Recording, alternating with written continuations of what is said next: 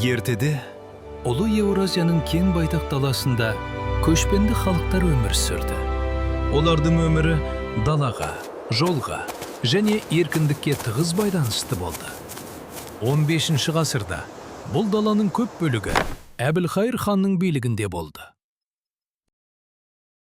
Хан билігі күшейген сайын халықтың өмірі ауырлай түсті.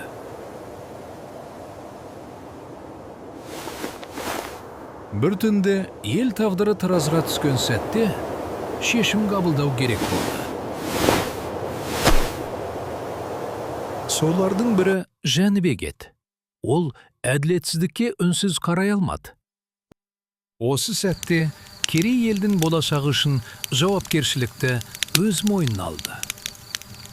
Осы шешімнен кейін Керей мен Жәнібекке ерген халық жаңа жолға аттанды.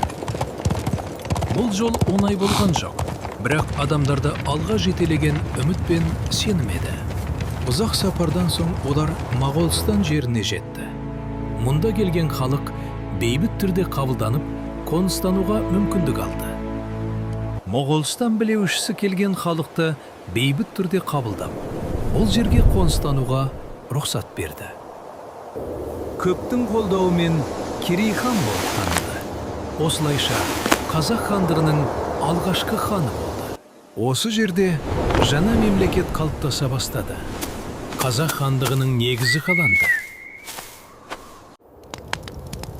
Бұл бірлік пен еркіндікке бастар жолдың бастауы еді.